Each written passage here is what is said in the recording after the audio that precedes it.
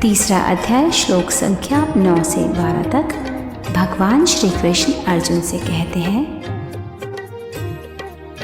तज यज्ञ के शुभ कर्म सारे कर्म बंधन पाठ है, अतएव तज आसक्ति सब कर कर्म जो यज्ञार्थ है।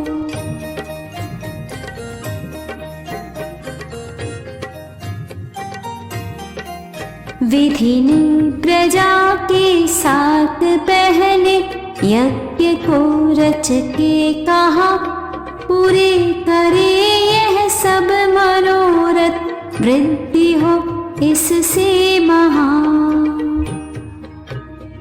हे अर्जुन, मानव जीवन एक यज्ञ है। यज्ञ कर्मों से ही सिद्ध हो, किंतु हे अर्जुन, जो मनुष्य जीवन को यज्ञ ना मानकर अपनी कामनाओं की पूर्ति के लिए अन्यत्र कर्म करते हैं, वे सभी कर्म भोग के बंधन में अटक जाते हैं। 184 योनियों के भंवर जाल में फंसकर अनेक प्रकार की यातनाएं भोगते हैं। इसलिए फल कामना छोड़कर यज्ञ के निमित्त ही कार्य। प्रजापति ब्रह्मा ने सृष्टि रूपी यज्ञ में प्रजा की रचना की। कर्मों को विधि पूर्वक करने से सृष्टि विकसित होती है और सृष्टि के विकास से सबकी मनोकामना पूरी हो। मख से करो तुम तुष्ट सुरगण, वे करे तुमको सदा, ऐसे परस्पर तुष्ट हो कल्याण पाओ सर्वदा।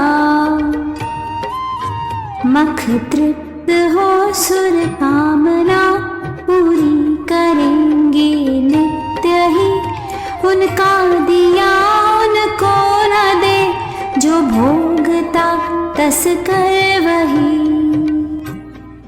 हे अर्जुन, सृष्टि के आरंभ से ही विधि ने मानव रचना के साथ यज्ञ अर्थात कर्तव्य कर्म करने का विधान भी निश्चित कर दिया।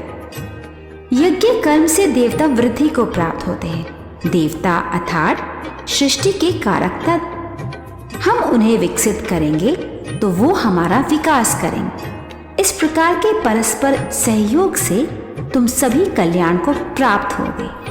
यज्ञ से पुष्टि प्राप्त करने पर देवता इच्छित फल देंगे। जो देव के दिए हुए भोगों को बिना उन्हें समर्पित किए भोगता है, वो वास्तव में चोर है और पाप ही